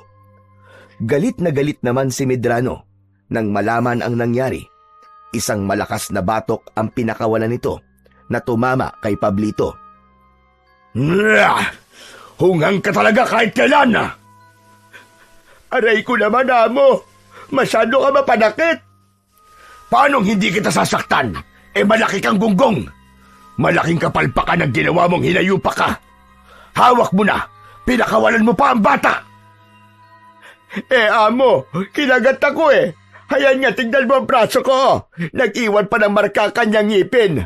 Napakalalim ng pagkakabaon. Ano bang pakialam ko dyan? Baka gusto mong ako naman ang kumagat sa'yo at puntiryahin ko ang leg mo. Amo naman, magkakampi tayo, di ba? Oo nga, pero nakakapingo ka na maging kakampi, Pablito. Paano ngayon yan? Saan natin hahanapin ang batang si Joko? Amo, kumalma ka lang. Andyan lang yun. Hindi yung basta makakaalis dito. Hindi yung basta makakalayo. Kaya alam ko nariyan lang yun sa malapit. Baka nga narito pa sa loob ng ating bakuran at hindi pa siya nakakalabas. Gano'n naman pala. Ano pang hinihintay mo, Pablito? Hanapin mo na siya.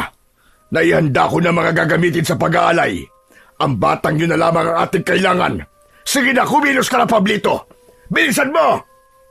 Opo, amo. Ito na nga po. Wala nang nagawa si Pablito, kundi ang sundin ang utos ni Medrano. Hindi pwedeng magalit uli ito sa kanya, kundi higit pa sa ginawang pagbatok ang posible nitong gawin. Nakapasok na rin ang dalawang matanda sa bakuran ng malaki at lumang bahay na tirahan ng dalawang aswang. Maingat silang nakakubli at nag-aabang ng mangyayari hanggang sa makahanap sila ng tiyempo at nakapasok na nga ng tuluyan sa loob ng bahay. Tinungo ni Nana Caridad habang nakasunod ang asawa ang lugar kung saan siya ikinulong. Nagbabaka sakaling dun dinala ang batang si Joko. Diyan, Luciano. Sa malaking hawla na yan. Diyan ako ikinulong. Subalit, bakit wala dyan ang apo natin? Nagtataka nga rin ako, Luciano, kung nasaan ang bata. Bakit wala siya sa loob ng malaking hawla na yan? Baka sa ibang silid siya ikinulong. Sana nga ay ganun, Luciano. Pero lubha na ako nag-aalala. Baka pinatay na nila si Joko. Hindi mangyayari yung Caridad. Bago pa nila mapatay ang apo natin, tiyak na magkakaroon muna ng matinding paglalaban. Dahil taglay niya ang medalyon, hindi magiging madali para sa kanila na patayin ang bata. Pero Luciano, nasaan ang apo natin? Hindi kaya, katulad na nangyari sa iyo kanina, nakatakas din siya. Abay, sana'y ganun nga ang nangyari. Hindi pa rin umaalis sa kanyang pinagtataguan si Joko. Bagamat naiinip na siya sa pagtatago, pero mas ligtas siya sa kanyang kinalalagyan. Habang paikot-ikot naman si Pablito at pilit na hinahanap ang kinaroroonan ng bata. Makita lang kita, bata ka. Titirisin talaga kita. At kung kanina'y kinagat mo ang braso ko, leeg mo naman nakakagating kung buwisit ka. Nanggigigil na talaga ako sa'yo. Samantala, hindi naman tumulong si Medrano sa paghahanap sa bata, kundi nagbalik ito sa loob ng kanyang kwarto, humarap sa isang bahagi ng silid at doon ay lumuhod at umusal. Kung ano man ang dahilan ng ginagawa niyang yun, ay siya lamang ang nakakaalam. Subalit, tiyak yun na may kinalaman yun sa plano niya kay Joko. Matyaga pa rin sa paghahanap at pag-iikot si Pablito. Malakas ang kutob niyang hindi pa nakakalayo ang bata. Habang patuloy sa paghahanap ang lalaki, ay nakarinig siya ng ilang kaluskos at tila may bagay na bumagsak. Aha! Sabi ko na nga andito pa ang batang yon. Wala ka ng kawala ngayon. Humanda ka sa akin! Pilit na pinakikiramdaman ni Pablito ang pinagmulan ng ingay na narinig niya. Saka ito dahan-dahang lumapit. Mas naging matibay ang kutob ng lalaki nang malakas na pagbahing ang kanyang narinig. Batang sipunin, makikita na kita! Diyan ka lang pala nagtatago sa likod ng mga tambak na lumang gamit, ha? Huli ka! Huli ka rin! Ano? Kayo? Aba, bakit nandito pa kayo? Oo, nandito pa rin kami. Nasaan ang apo namin? Saan mo siya dinala?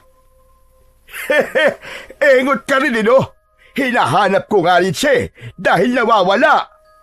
Ano ka mo? Nawawala si Joko?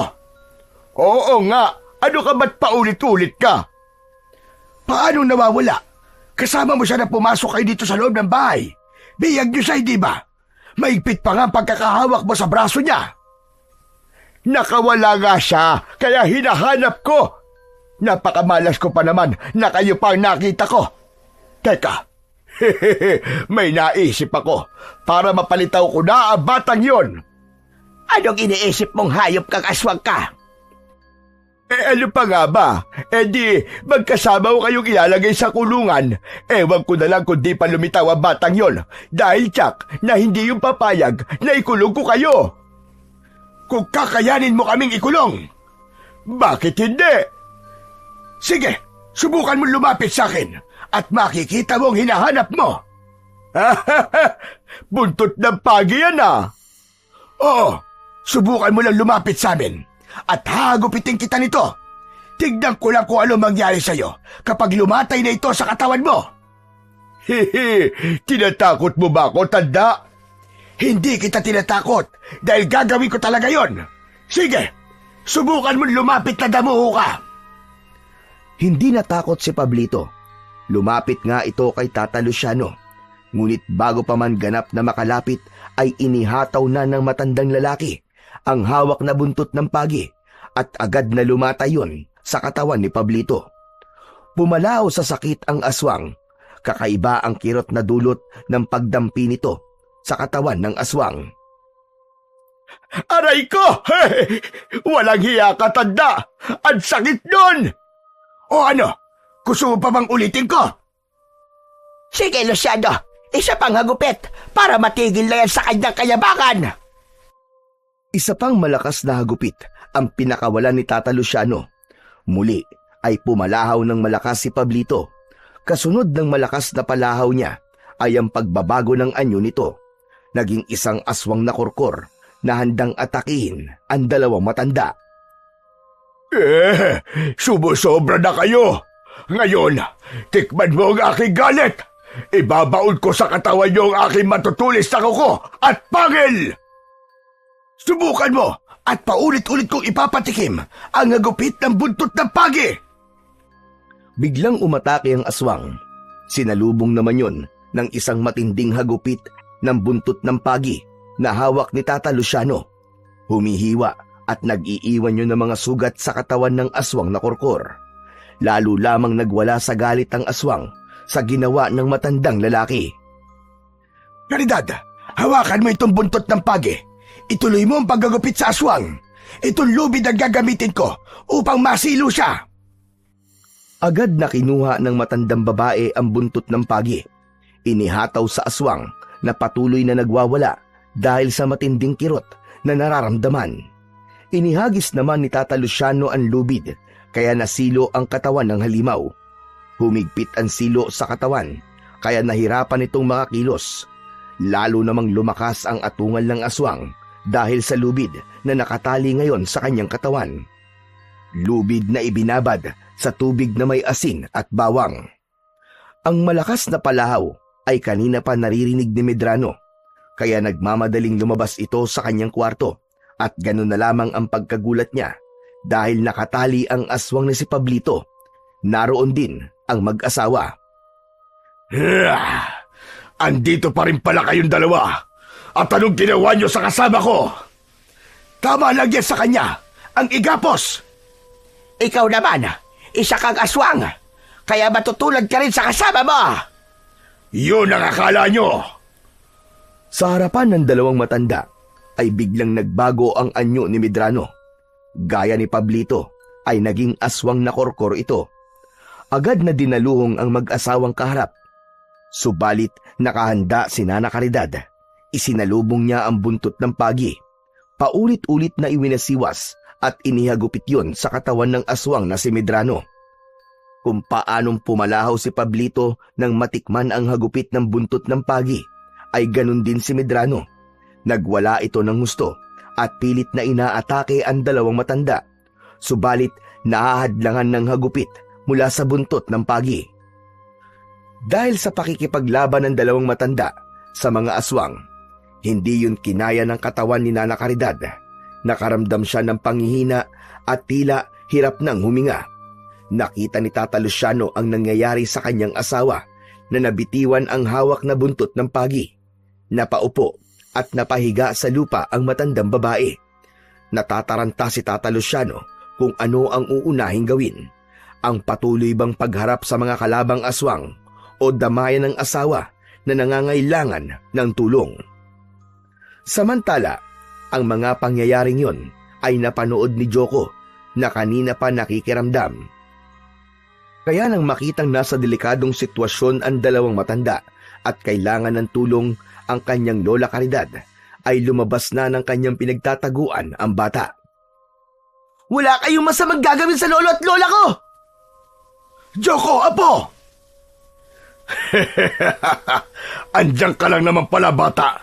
Pinahirapan mo pa si Pablito sa paghahanap at ang lakas ng loob mong harapin kami. Oo, dahil hindi ako natatakot sa inyo! Habang dinadamayan ni Tata Luciano ang asawa na nahihirapang huminga, ay agad na inihagis ng matandang lalaki kay Joko ang buntot ng pagi. Apo! Yan ang gamitin mo! Mas magiging malakas ang bisa niyan kapag ikaw ang siyang gumamit dahil sa bertud na taglay mo! Agad namang sinaluyon ng bata at mabilis na ipinaikot-ikot sa ere. Tila lumikha ito ng ugong na waring tunog ng buhawi habang pinapaikot at iminawasiwas ni Joko sa ere ang buntot ng pagi. Saka buong lakas na hinagupit patungo sa katawan ng dalawang aswang. Malakas ang palahaw ng mga ito, ngunit sadyang hindi magpapatalo ang mga aswang. Sa pilitang inaagaw ng aswang na si Medrano ang buntot ng pagi na hawak ni Joko. Ang aswang naman na si Pablito ay hindi gaanong makakilos dahil sa pagkakasilo at nakapalupot sa katawan niya na lubid.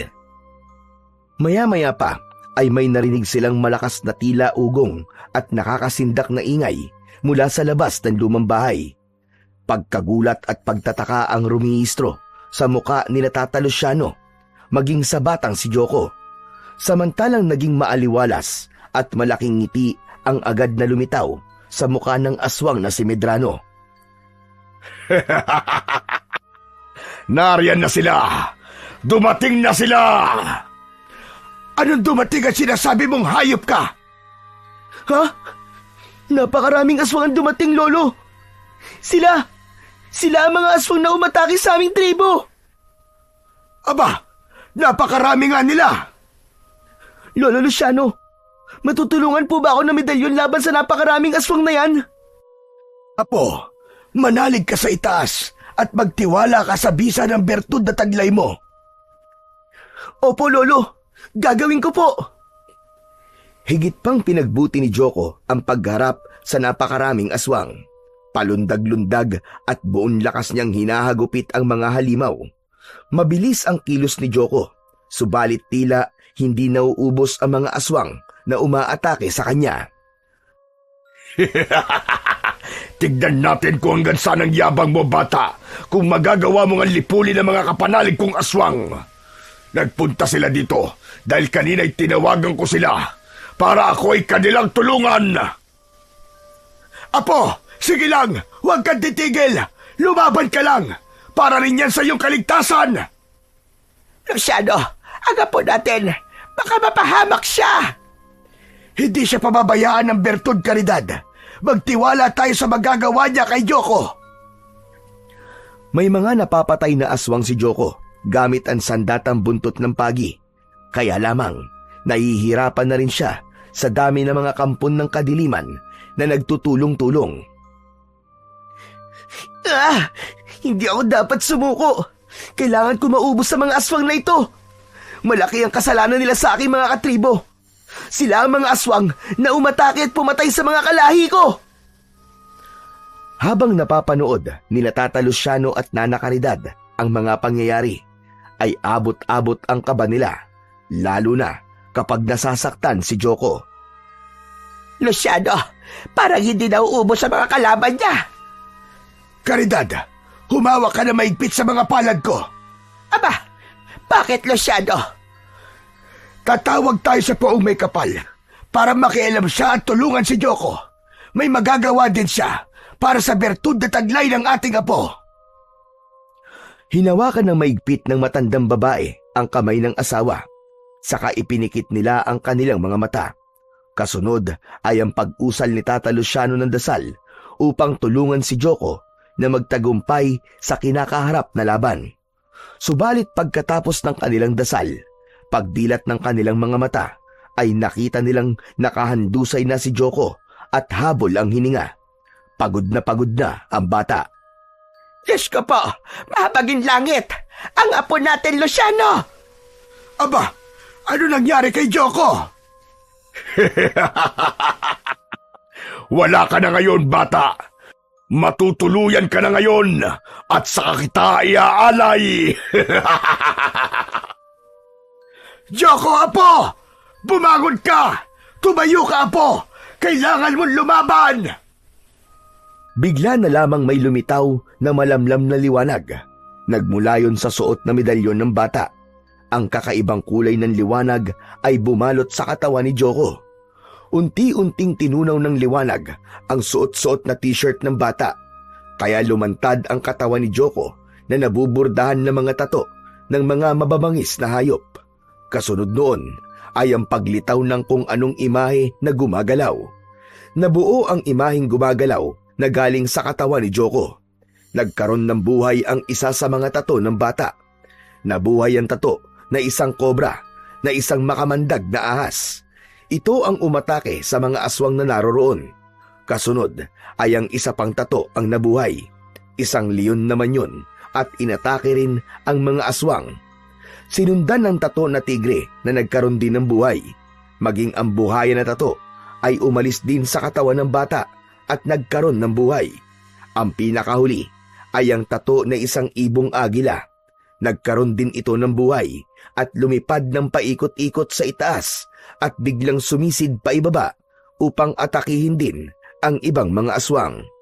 Dinagit nito ang aswang at inililipad saka inihuhulog mula sa itaas.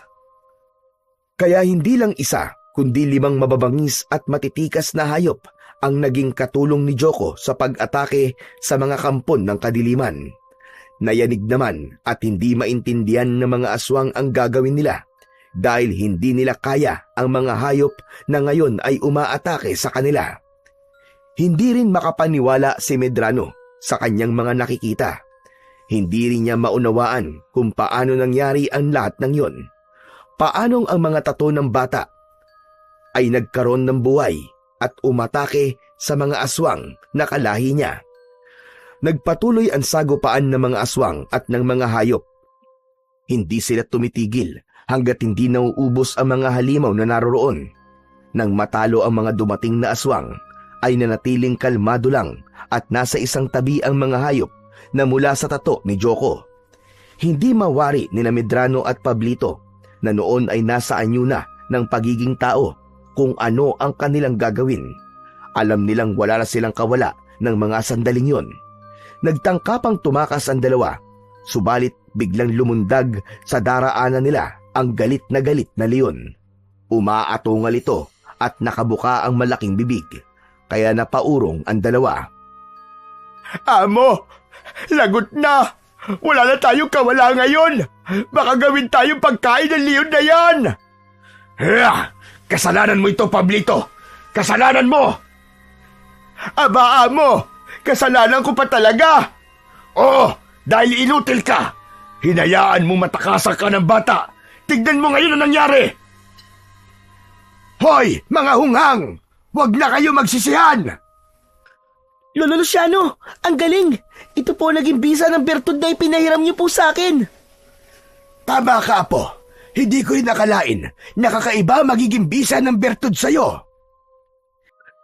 Ngayon po ay naiintindihan ko na kung bakit kahit maliit pa po ako ay tinatuan na po ako ni Ama ng mga mababangis na hayop dahil sila pala magiging tagapagligtas ko. Upang hindi makatakas sina Medrano at Pablito, ay lumapit sa kanila si Tata Luciano at iginapos ang mga ito gamit ang lubid. Maigpit silang itinali. Nagpupumiglas naman ang dalawang aswang dahil sa kakaibang hapdi na dulot ng lubid. Sa bawat pagdampinon sa kanilang katawan ay tila napapaso sila. Saglit pa ay isa-isa nang naging puting usok ang mga hayop na tumulong kay Joko. Pumailan lang ang puting usok at pumasok yon sa katawan ng bata. Pagkadakay, nagbalik ang mga tattoo ng hayop sa katawan nito. Subalit ang natirang puting usok ay nagpaikot-ikot sa harapan ni Tata Luciano, Nana Caridad at Joko hanggang unti-unti itong nagkaroon ng imahe. Imahe ng mga taong kilalang-kilala ni Joko. Nagpakita kay Joko ang espiritu ng kanyang mga mahal sa buhay na pinatay ng mga aswang sa kanilang tribo. Nanlaki ang mga mata ng bata. Hindi siya makapaniwala sa mga espiritu na nasa harapan niya. Naluluha na binanggit isa-isa ng bata ang mga ito. Ama! Ina! Apo Tarim! Kuya Saldi! At Kuya Rima! Kayo po ang mga hayop na tumulong sa akin! Oo, anak. Ang espiritu namin ang nasa katawan ng mga hayop na tumulong sa'yo laban sa mga aswang. Tinawag ang aming espiritu, anak, ng isang mahiwagang tinig at isinama kami dito upang tulungan ka. Ang bisa ng bertud. Siya ang tumawag sa espiritu ng mga mahal mo sa buhay, Joko, para tulungan ka. Lolo Luciano, hindi pa rin po ako makapaniwala na makikita ko po ulit ang mga mahal ko sa buhay. Kahit espiritu na po sila. Anak, kahit wala na kami, hinding-hindi ka pa rin namin iiwan. Lalo na ngayon naglalakbay ang aming mga espiritu at hindi pa nakakatawid patungo sa aming destinasyon. Kaya habang naririto pa kami, anak, hinding-hindi ka namin pababayaan. Mananatili kaming gabay mo sa anumang oras. Masaya kami na may mga taong kumukup sa iyo at totoong nagmamahal. Alam naming totoong ipinapakita sa iyong pagmamahal ng Lolo Luciano mo at Lola Caridad mo. Opo, Ama. Alam ko pong mahal na mahal po nila ako. Kahit buhay po nila, ay itataya po nila para sa kaligtasan ko. Kaya naman, anak, pakamahalin mo rin sila, katulad ng pagmamahal mo sa amin ng iyong ama.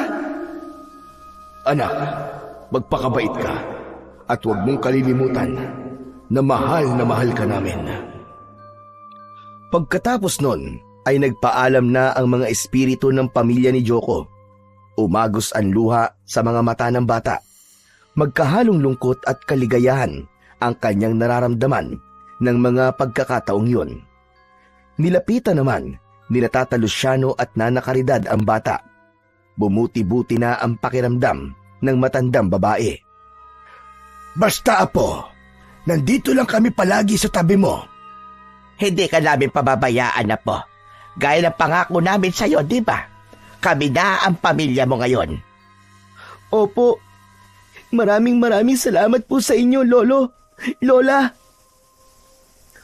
Tapos na ang yugtong yun sa buhay ni Joko. Ang mga nilalang na naghahangad ng kanyang kamatayan ay bihag na nila at wala nang magagawa pa para saktan siya o isa man sa kanila. Kailangan na nilang bumalik, subalit hindi nila maaaring basta na lamang iwan sina Medrano at Pablito na noon ay nakagapos. Maaaring maghasik pa ito ng lagim. Kinuha ni Tata Luciano ang suot na medalyon ni Joko. Hinaplos sa plusyon at saka binulungan. Lolo, ano pong sinabi niyo sa medalyon? Ang sabi ko, siya na ang bahala kung ano ang nararapat gawin sa dalawang ito. Saka idinikit ng matandang lalaki ang hawak na medalyon sa katawan ng mga aswang. Pagkadikit ng medalyon ay napahiyaw ang dalawa sa sakit na nararamdaman. Lumikha ng usok ang medalyon at nabalot ng usok ang katawan ng dalawang lalaki. Ilang minuto ring tumagal ang makapal na usok hanggang sa unti-unti itong napawi. Naiwan na lamang ay ang lubid sa lugar na kinaroroonan kanina ng dalawang lalaki. Saka may lumipad na dalawang insekto. Naging nakakadiring ipis ang mga ito. Ginawang ipis ng medalyon ang dalawang aswang na siya namang nababagay para sa kampon ng mga kadiliman. Magkasama ng umalis ng lumang bahay ang tatlo. Magaan ang pakiramdam. Taglay ang bagong sigla at katiwasayan sa puso at isipan. Minsan pang napatunayan na ang kabutihan ay hindi kailanman pagtatagumpayan ng kasamaan.